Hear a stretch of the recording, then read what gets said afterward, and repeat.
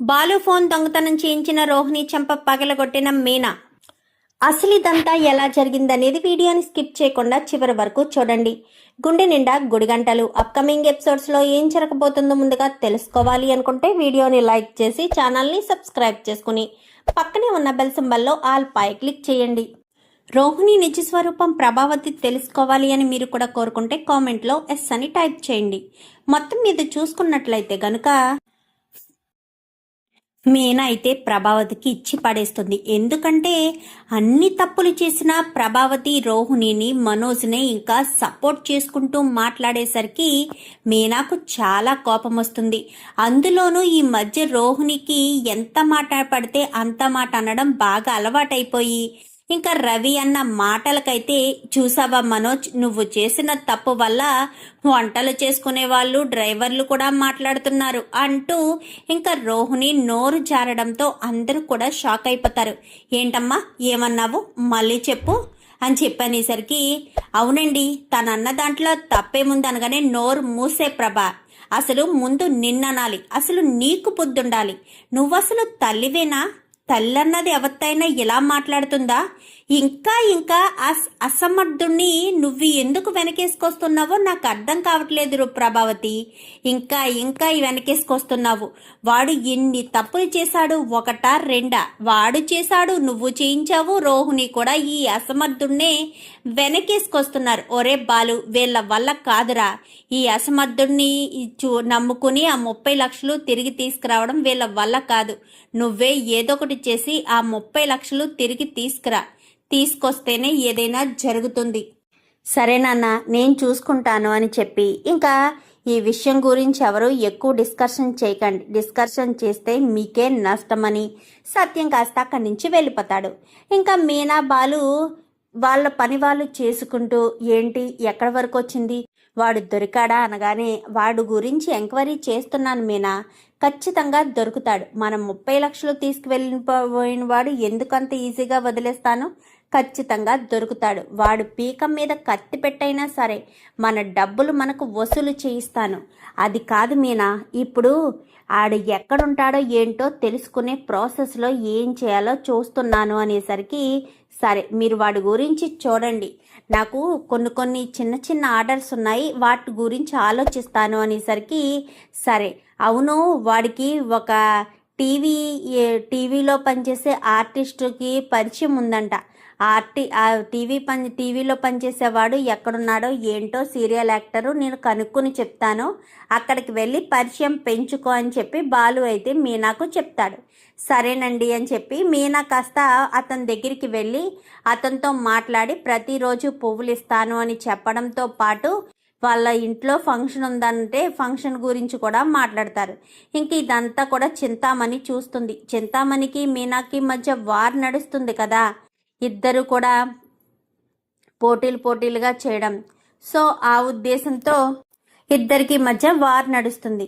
ఇంక ఈ విషయాలు పట్టి ఇవన్నీ కూడా బాలుకి చెప్తే బాలు డిస్టర్బ్ అవుతాడని మీనా అవన్నీ విషయాలు చెప్పకుండానే బాలు వాళ్ళ దగ్గరికి వెళ్ళేసరికి బాలు ఇటు రాజేష్ ఇద్దరు కూడా డ్రైవింగ్ స్కూల్ పెడదామని డిస్కషన్ చేసుకుంటూ ఉంటారు. ఎందుకంటే సమ్మర్ కదా, ట్రిప్స్ ఏమీ రావడం లేదు, మరి ఇంట్లో గడిచేది ఎలా అని ఆలోచిస్తూ ఉండగా మనకొచ్చిన విద్యే చెప్దాంరా, మనకొచ్చిన విద్య ఒక 10 మందికి చెప్తే మంచిదే కదా అన్న ఉద్దేశంతో డ్రైవింగ్ స్కూల్ పెట్టాలని ఇద్దరు ప్లాన్ చేసుకుంటారు. మరి ఎక్కడ, స్థలం ఏంటి, అడ్రస్ ఏంటి, అదేంటి ఇదేంటి అనగానే ఇప్పుడే కదా ఆలోచన వచ్చింది, ఆచరణలో పెడదాము అని చెప్పి మాట్లాడేసరికి లేదొకటి చెయ్యాలరా అనగానే ఒరే ఇంకా మనం అనుకున్నది ఇప్పుడు ఆలు లేదు చూలు లేదు అంటూ మాట్లాడుతుండగానే ఈ లోపు నీ ఆలొచ్చింది చూడనగానే మీనా వస్తుంది. ఏంటి వెళ్ళిన పని అయ్యిందా అనగానే 2 పనులు అయ్యాయి అంటూ ఇద్దరు మాట్లాడుకుంటారు. ఏంటి అంత డీప్గా డిస్కషన్ చేసుకుంటున్నారు, దేని గురించి అనగానే డ్రైవింగ్ స్కూల్ పెడదాము అని బాలు అంటున్నాడమ్మా అనగానే మంచి ఆలోచనే కదన్నయ్య, శుభం, మీరు ఏది మొదలెట్టాలనుకున్నా వెనక ముందు ఆలోచించకుండా మొదలు పెట్టుకోండి, ఒక్కొక్క అడుగు పైకి ఎక్కుతూ ఉండాలి, డ్రైవింగ్ స్కూల్ పెట్టడంలో ఏ మాత్రం తప్పు లేదు, కానీ అడ్రస్ అవి ఏంటో ఎక్కడ పెట్టాలో ఏంటో అవన్నీ చూసుకోండి అంతే, అంతకు మించి ఏమీ లేదని మీనా కాస్త చెప్తుంది. సరే మీనా, నాకు చిన్న పనుంది, నువ్వు ఇంటికి వెళ్ళు అనేసరికి సరేనని ఇంటికి మీనా బయలుదేరుతుంది. బయలుదేరేసరికి మధ్యదారిలో ఒక అక్క కనబడడంతో గబగబా మీనా కిందకు దిగుతుంది. దిగేసరికి ఏంటక్క బాగున్నావా, ఈ మధ్య కనిపించట్లేదు అనగానే పనుండి ఊరెళ్ళానులా మీనా, అందుకోసమనే కనిపించలేదు. ఏదైనా మాట్లాడాలా అనగానే ఏమీ లేదక్క, ఈ ఫ్లవర్స్ చేస్తున్నానా, చింతామణి అంటే ఎవరో డెకరేషన్ ఫీల్డ్లో ఆవిడే నెంబర్ 1 అంట, ప్రతి చోటుకి వచ్చేస్తుందక్క, ఏంటో అర్థం కావట్లేదు అనగానే విన్నానమ్మా, మన వాళ్ళు కాదు కానీ వేరే అతను ఎవరో ఇలాగే పూలు పట్టుకుని వెళ్ళి డెకరేషన్ చేద్దామని స్టార్ట్ చేశాడంట. స్టార్ట్ చేస్తే ఆ చింతామణి వచ్చి గొడవ చేసిందంట. ఎవరో మరి ఆ చింతామణి, నేను చూశానక్క, ఆ చింతామణి కూడా ఒక కుర్రోడు ఉంటాడు, చింతామణికి రైట్ హ్యాండ్ అనుకుంటా, తెగ గొడవకి వచ్చేస్తూ ఉంటాడు. మొన్న డెమో పీసులు 2 పట్టుకుని ఒక చోటికి వెళ్తే వాటిని ఎరగొట్టి పాడేశారక్క, అయినా కష్టాన్ని నమ్ముకున్నాం, ఇది కాకపోతే మరొకటి వస్తుంది అనగానే కరెక్ట్గా చెప్పావమ్మా మీనా, సరే వెళ్తాను అని చెప్పనేసరికి ఏంటక్క అంత అర్జెంట్ ఏంటి అనేసరికి చెప్పు తెగిపోయింది, ఉత్తి కాలుతో నడవలేకపోతున్నాను, ఇంటికి వెళ్ళాలి, అందుకోసమని ఇంటి దగ్గర పిల్లలు వెయిట్ చేస్తూ ఉంటారు అనగాని రాక ఇక్కడే నాకు తెలిసిన చెప్పుల షాప్ వాళ్ళు ఉన్నారు, ఇక్కడే దగ్గరలోనే అనగాని ఎక్కడో మార్కెట్కి పోవాలి కదా మీనా అని చెప్పాను. కానీ లేదక్క ఇక్కడే ఉన్నారు, రా నేను తీసుకువెళ్తానని మీనా కాస్త వాళ్ళ ఆవిడని తీసుకెళ్తుంది. తీసుకెళ్లేసరికి ఇంకా దిగడంతో బాగున్నావమ్మా మీనా అని చెప్పాను. కానీ బాగున్నాను తాతయ్య గారు అని చెప్పనేసరికి ఇంకా చెప్పులు ఇచ్చిన తర్వాత ఈ లోపు ఆవిడకి ఫోన్ వచ్చేస్తుంది. ఫోన్ రావడంతో సరే మీనా ఏమనుకోకు వెళ్ళొస్తాను అని వాళ్ళకి డబ్బులు ఇచ్చేసి వెళ్ళిపోతుంది. వెళ్ళిపోవడంతో ఏంటి ఎలా ఉన్నారు బాగున్నారా అని మాట్లాడుతూ ఇంటికి ఏయో పట్టుకుని వెళ్తూ ఉండగా వాటిని డిక్కీలోంచి తీసి వాళ్ళకైతే కొన్ని అట్టుపళ్ళు అవి ఇస్తుంది మీనా.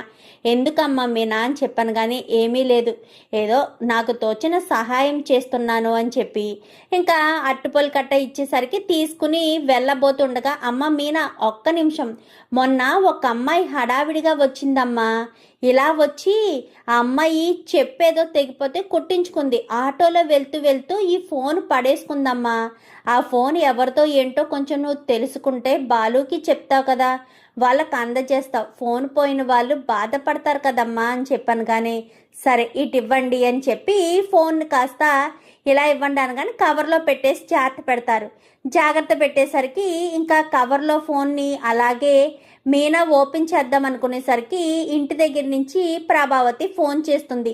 ఏంటత్తయ్య అని చెప్పాను. కానీ ఎక్కడ చచ్చావే, ఇంత ఆలస్యమైంది, తొందరగా రా అని చెప్పాను. కానీ సరే అత్తయ్య వస్తున్నానని ఫోన్ పెట్టేసి సరే నేను కనుక్కొని ఆయనకి చెప్పి ఆ ఫోన్ ఎవరిదో అందచేయమని చెప్తాను తాతయ్య గారు, వెళ్ళొస్తాను అని మీనా కాస్త ఆ ఫోన్ని డిక్కీలో పెట్టేసి ఇంటికి వెళ్ళిపోతుంది. ఇంటికి వెళ్ళిపోయాక ప్రభావతి వంట చేయమంది కదా, హడావిడిగా మీనా వంట చేస్తూ ఉంటుంది.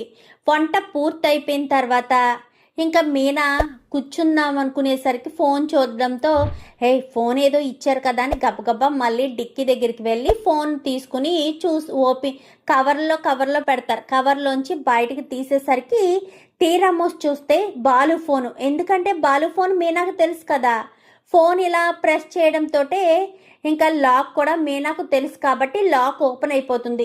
లాక్ ఓపెన్ అయిపోవడంతో అది చూసి మీనా ఒక్కసారిగా షాక్ అయిపోతుంది. పోయిందనుకున్న ఫోను రోడ్డు మీద వాళ్ళకి దొరకడం ఏంటి, అసలు ఈ ఫోను వాళ్ళ దగ్గరికి ఎలా వెళ్ళింది, ఇంతకీ అమ్మాయి ఎవరు తెలుసుకోవాలి అని గబగబా వెళ్తుంది మీనా. వెళ్ళేసరికి అది అనగా తాతయ్య గారు ఈ ఫోను పడేసుకున్న అమ్మాయి ఎలా ఉంది అనగానే ఆ అమ్మాయి సన్నంగా పొడుగ్గా అని చెప్పి ఇంకా ఏటేటో గుర్తులు చెప్తుంది. గుర్తులు చెప్పడంతో మీనా అసలు ఈ ఫోన్ ఎక్కడ పోయింది, అక్కడ ఫంక్షన్ హాల్లో కదా పోయింది, అక్కడికి ఎవరెవరు వచ్చారా అని జ్ఞాపకం తెచ్చుకుని మీనా ఫోన్లో బాలు ఫోన్లో ఫోటోలు ఉంటాయి కదా, సో బాలు ఫోన్ ఓపెన్ చేసి ఈ అమ్మాయ అంటూ రోహిణి ఫోటోని, శృతి ఫోటోని ఇంకా అందరి ఫోటోలు చూపిస్తూ ఉండేసరికి ఇంకా విద్యదేమీ సెపరేట్గా ఉండదు, విద్య రోహిణి కలిపి తీయించుకున్న ఒక ఫోటో ఉంటుంది. ఆ ఫోటోని చూపించేసరికి ఇంకో ఈ అమ్మాయి అనేసరికి విద్య మా ఆయన ఫోన్ కొట్టేయడం ఏంటి? అసలు విద్య మా ఆయన ఫోన్ ఎందుకు కొట్టేసింది? అసలు విద్యకేం పని? సరే మీరు కరెక్ట్గా చూసారా తాతయ్య గారు అనగాని, అయ్యో అమ్మ తను ఎక్కడికో అర్జెంటుగా వెళ్ళాలి అని చెప్పి హడావిడిగా చెప్పులు కుట్టించుకుని మరీ వెళ్ళింది అని చెప్పనగానే, అవునా సరే అయితే అని చెప్పి ఫోన్ పెట్టేస్తుంది. వాళ్ళతో చెప్పి మీనా బండి దగ్గరికి వచ్చి విద్యకు ఫోన్ చేస్తుంది. హలో విద్య అనగాని, చెప్పు మీనా అని చెప్పనేసరికి, ఎక్కడున్నావు అనగానే ఇంట్లో ఉన్నాను అని చెప్తుంది.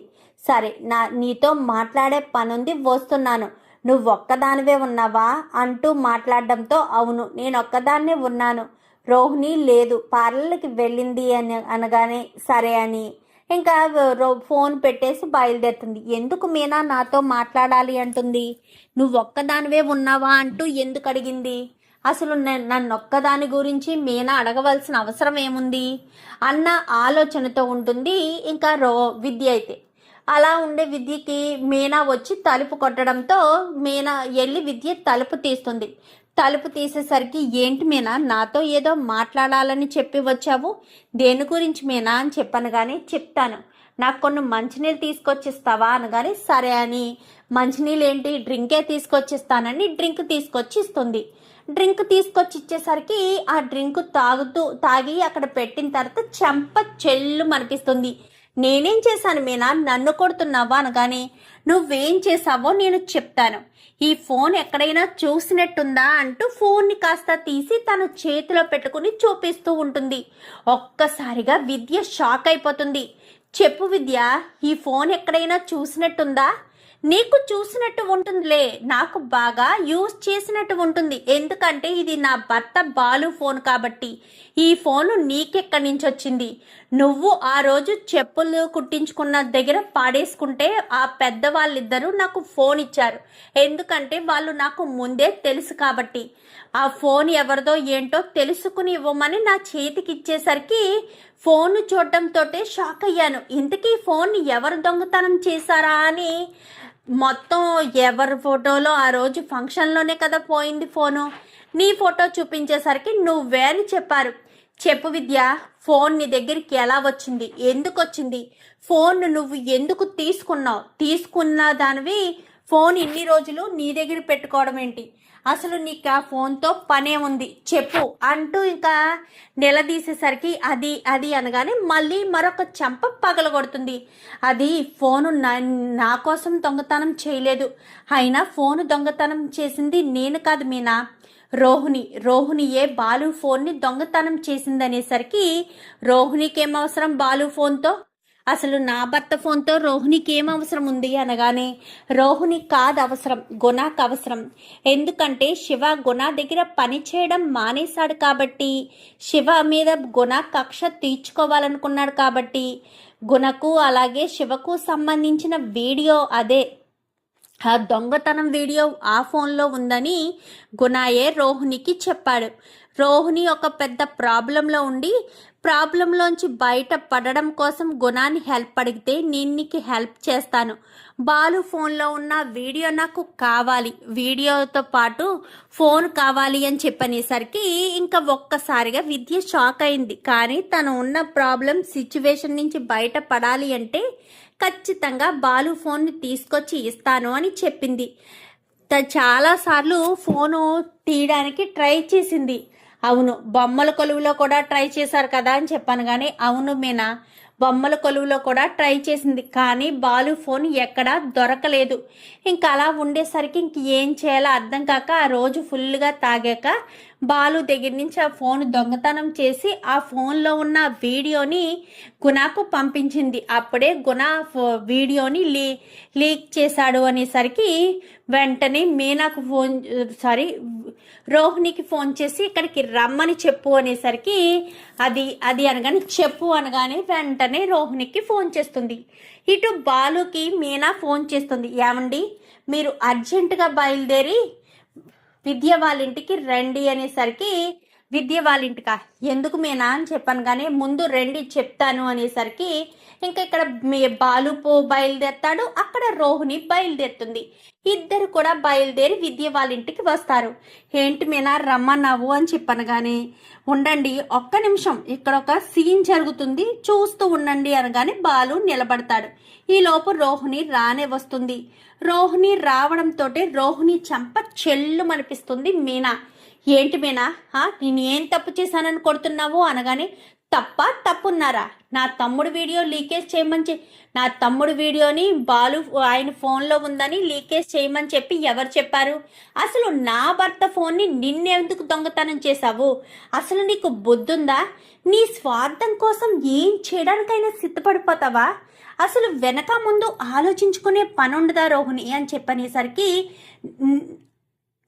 విద్య నాకు అన్ని విషయాలు చెప్పింది, నువ్వేమీ కవర్ చేయాలని ప్రయత్నం చేయనవసరం లేదు, విద్య మొత్తం చెప్పేసింది నాకు అనేసరికి ఒక్కసారిగా షాక్ అయిపోతుంది రోహిణి.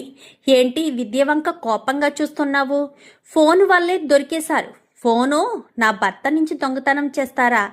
ఫోను దొంగతనం చేసి ఇంట్లోనే గొడవలు పెట్టాలని చూస్తావా? నా శివ నీ తమ్ముడు లాంటి వాడు కాదా?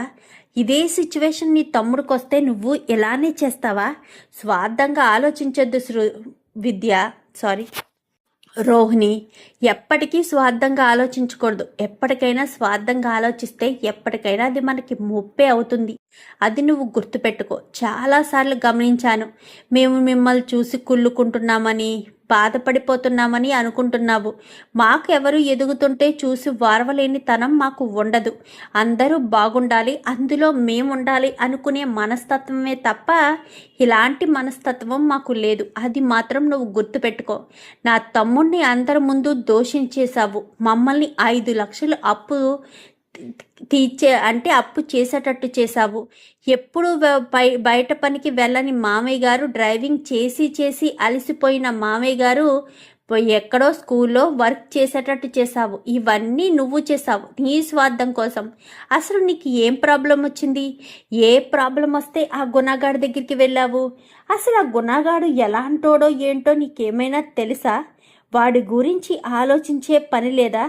గుణ గురించి వెనక ముందు ఆలోచించుకునే అవసరం లేదా? నువ్వు అలా ఎలా చేస్తావు రోహిణి? నీ స్వార్థంతో నువ్వెలాగా ఆలోచించుకుని ఎదుటి వాళ్ళు నాశనం అయిపోయినా పర్వాలేదు అని నువ్వెలా అనుకుంటావు రోహిణి? కొంచెం మానవత్వంతో ఆలోచించు రోహిణి, కొంచెం మంచిగా ఉంటుంది. లేదంటే ఇలాగే ఎవరొకడి చేతిలో మోసపోతూనే ఉంటావు. అది గుర్తుపెట్టుకో రోహిణి అంటూ గట్టిగానే సమాధానం చెప్తుంది మీనా. అయితే రండి వెళ్దాము అనగాని, ఇంకొకసారి ఇలాంటి పిచ్చి వేషాలు వేస్తే మాత్రం మర్యాద దక్కదు అని చెప్పి ఫోన్ కాస్త తీసుకుని ఇంకా అక్కడి నుంచి ఇంటికి వచ్చేస్తుంది. ఇంటికి రావడంతో మీనా చేతిలో ఉన్న ఫోన్ను చూసి శృతి అడుగుతుంది, ఇదేంటి ఈ ఫోన్ ఎక్కడిది? ఇది బాలు పోయిన ఫోన్లా ఉందే కదా మీనా అని చెప్పాను. కానీ అవును శృతి, ఆయన పోయిన ఫోనే అని చెప్పాను. కానీ ఎక్కడ దొరికింది? ఎవరు దొంగతనం చేశారు అనగానే, ఇంకెవరు, రోహిణి దొంగతనం చేసిందనేసరికి, ఏంటి రోహిణి బాలు ఫోన్ని దొంగతనం చేసిందా? అసలు బాలు ఫోన్ని రోహిణి దొంగతనం చేయవలసిన అవసరం ఏముంది? అదో పెద్ద కథ. అందులో ఉన్న వీడియో కోసం ఫోన్ దొంగతనం చేశారు. ఆ వీడియోని పబ్లిసిటీ చేశారు. పైశాచిక ఆనందం పొందడం కోసం వీళ్ళు ఇలా ప్లాన్ చేసి ఆయన ఫోన్లో ఉన్న శివ వీడియోని పబ్లిక్ చేస్తే అందరం బాధపడతాం కదా అన్న ఉద్దేశంతో ఈ రకంగా చేశారు అనేసరికి, మరి ఇంత స్వార్థంగా ఆలోచిస్తారా మీనా? ఇంత దారుణంగా ఆలోచిస్తారా అంటూ వీళ్ళిద్దరూ మాట్లాడుకుంటూ ఉండగా ఈలోపు రోహిణి రానే వస్తుంది. ఏంటి రోహిణి, ఇంత దరిద్రంగా ఆలోచిస్తావా? నీది ఇంత చీప్ క్యారెక్టరా? శివ నిన్నేం చేశాడు? తమ్ముళ్ళ లాంటి వాడే కదా, మరి అలాంటిది శివ జీవితాన్ని నాశనం చేద్దామనుకున్నావా? పాపం బాలు మీనా 2 రోజులు నిద్ర నిప్పులు లేకుండా ఇంకా ఎంతో కష్టపడి 5 లక్షలు అప్పు తెచ్చి మరి శివని బయటకి విడిపించారు. నువ్వు ఎంత స్వార్థంగా ఆ వీడియోని లీక్ చేస్తే నీకు కలిసి వచ్చేదేంటో నాకు అర్థం కావట్లేదు. అసలు నీకు ఏం కలిసి వస్తుంది మీనా? రోహిణి, అసలు నువ్వు ఆ ఫోన్ ఎందుకు దొంగతనం చేశావు? అదో పెద్ద కథ అని చెప్పాను కదా. తర్వాత చెప్తానులే, నువ్వు వెళ్ళి ముందు ఫ్రెష్ అవ్వు అని అక్కడి నుంచి కాస్త పంపించేస్తారు. పంపించేసరికి నీకు ఇదే చివరిసారి వార్నింగ్ ఇస్తున్నాను రోహిణి. ఇంకొకసారి ఇలాంటి పిచ్చి పిచ్చి వేషాలు ఏవైనా వేసావే అనుకో, నీకు మర్యాద దక్కదు, అది గుర్తుపెట్టుకో. ఇంకెప్పుడు ఇలాంటి పిచ్చి వేషాలు మాత్రం వెయ్యొద్దు అంటూ గట్టిగానే సమాధానం చెప్తుంది. ఇంకా మీనా అయితే రోహిణి గదిలోకి వెళ్ళిపోతుంది. ఛ, ఈ విద్య వల్ల అంతా అంతే. ఆ ఫోన్ తీసుకెళ్లి చెరువులో ఎక్కడో పాడేయమని చెప్తే అది కాస్త రోడ్డు మీద ఫోన్ పోగొట్టుకుంది. అది అటు తిరిగి ఇటు తిరిగి ఆ ముష్టి వాళ్ళకి దొరికితే వాళ్ళు తీసుకోవచ్చు కదా, అది మీనాకి ఇచ్చారు. మీనా ఏమో విద్యను గుర్తుపట్టి మొత్తానికి నా నెత్తి మీదకి తెచ్చింది. చిచి, ఎవరినేమనుకుంటే ఏం లాభం, నా తలరాత ఇలా ఏడ్చింది. నేను ఏం చేద్దామనుకున్నా కానీ అది ఇలా బెడ్స్ కొట్టడం ఏంటో నాకు అర్థం కావట్లేదు, ఏది కలిసి రావట్లేదు, చిచి అనుకుంటూ ఇంకా మీనా చాలా బాధపడుతూ ఉంటుంది. ఏంటి మీనా, ఏంటి రోహిణి, ఏంటి చాలా టెన్షన్గా ఉన్నావు అంటూ మనోజ్ అనేసరికి ఏం లేదు, టెన్షన్ ఏం లేదు, ఏం లేదు, నేను నార్మల్గానే ఉన్నాను అని చెప్పి గసురుకుంటుంది. ఎందుకు ప్రతిసారి నన్ను గసురుకుంటావు, నేను ఏం చేశానని? ఏంటి రోహిణి, నన్ను అంత జమకట్టి చేతకాని వాళ్ళ తీసి నీ కొంగు కట్టుకుని తిరుగుదామనుకుంటున్నావా ఏంటి? ప్రతిసారి ఎప్పుడు గమనించినా నువ్వు చాలా దారుణంగా నన్ను ఎప్పుడు ఏదో ఒకటి అంటూ కించపరుస్తూనే ఉన్నావు. తప్పు రోహిణి, నువ్వు చేసేది చాలా పెద్ద తప్పు. నువ్వు ఈ రకంగా ఉంటే మాత్రం చాలా కష్టం. ఇంకొకసారి ఇలాంటి పనులు చేస్తే మాత్రం అస్సలు ఊరుకోను, అర్థమవుతుందా? పదే పదే నన్ను గసురుకున్నా, నన్ను ఏమైనా అన్నా నేను అస్సలు ఊరుకోను రోహిణి, అది గుర్తుపెట్టుకో. నేను నీ భర్తని అన్న విషయం నువ్వు పూర్తిగా మర్చిపోతున్నావు. ఏదో పిల్లల్ని తిట్టినట్టు, ఎవరినో పనివాడిని తిట్టినట్టు నన్ను గసురుకుంటూ నా మీద సీరియస్ అవుతున్నావు. అందరూ అడిగే ప్రశ్నలు నేను అడగగలను. మీ నాన్న అంటావు. ఒక్కసారైనా నాతో మాట్లాడించావా? ఇతను మీ అల్లుడు అంటూ నన్ను ఏమన్నా చూపించావా? ఏమీ లేదు. ఏ విషయంలోనూ కూడా నువ్వు నాకు ఎక్కడా సపోర్ట్గా లేవు. సపోర్టు ఉన్నా కానీ మీ నాన్న గురించి నాకేమీ చెప్పడం లేదు. మీ నాన్నతో నేను మాట్లాడాలనుకుంటున్నాను. డబ్బు విషయం గురించి కాదు, నార్మల్గానే. లేదా ఎవరిని తీసుకెళ్ళకు, నువ్వు నేను మాత్రమే వెళ్ళి మామయ్య గారితో మాట్లాడి వచ్చేద్దాం. దానికి కావాల్సిన ఏర్పాట్లు చెయ్యి రోహిణి. నువ్వు నేను మలేషియా వెళ్ళొద్దాము. జైల్లో ఉన్న మీ నాన్నగారిని కలిసి వద్దాము. అల్లుడుగా నేను ఆ బాధ్యతనైనా నన్ను స్వీకరించేటట్టు చెయ్యి అంటూ ఇంకా మనోజ్ గట్టిగానే చెప్తాడు. ఇదేంటిది, ఇన్ని రోజులు అత్తయ్య మాత్రమే ఏదో ఒకటి అంటూ ఉండేవారు, ఇప్పుడు మనోజ్ కూడా అనడం మొదలుపెట్టాడు. ఇప్పుడు నేను ఏం చేయాలి? లేని తండ్రిని ఎక్కడి నుంచి తీసుకురావాలి? నేనెక్కడికి మలేషియా తీసుకువెళ్ళాలి? అసలు నాకు పాస్పోర్ట్ అంటూ ఉంటే కదా మలేషియా తీసుకువెళ్ళడానికి. నేను వెళ్ళడానికే దిక్కానా లేదు. ఇంకా వాళ్ళే నేను అక్కడి నుంచి తీసుకుని వెళ్తాను, అక్కడికి నేను ఎలా వెళ్తాను అంటూ ఇంకా రోహిణి కాస్త తెగ కంగారు పడుతూ ఉంటుంది. ఇంకా మనోజ్ అయితే ఏదో రకంగా రోహిణిని నేను అడిగాను కాబట్టి ఖచ్చితంగా రోహిణి నన్నైనా సరే మలేషియా తీసుకువెళ్తుంది. మలేషియా వెళ్తే ఏదో రకంగా మామయ్య గారితో మాట్లాడి నా మంచితనం మామయ్య గారికి అర్థమయ్యేటట్టు చేసి ఎంతో కొంత డబ్బు తెచ్చుకుంటే అవసరానికి ఉపయోగపడతాయి అని మనోజ్ ఆలోచిస్తాడు. ఇంకా బాలు మీనా అయితే రోహిణి వెనక ఏదో రహస్యం ఉందని నాకు ఇంకా అనిపిస్తుంది మీనా. ఈ 45 లక్షల విషయమే కాదు, ఇంకా ఏదో ఉంది. ఆ విషయం కూడా నేనే బయట పెడతాను.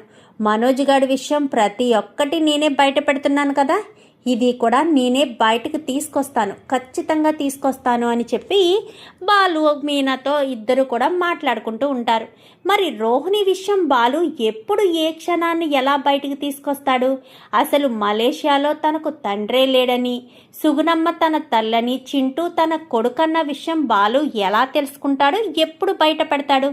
మరి ఇవన్నీ కూడా ఎప్పుడు జరుగుతాయి? రాబోయే ఎపిసోడ్స్లో చూసి తెలుసుకునేద్దాం. వీడియో కనుక మీకు నచ్చినట్లయితే వెంటనే లైక్ చేసి ఛానల్ని సబ్స్క్రైబ్ చేసుకుని పక్కనే ఉన్న బెల్ సింబల్లో ఆల్ పై క్లిక్ చేయండి. Thank you for watching.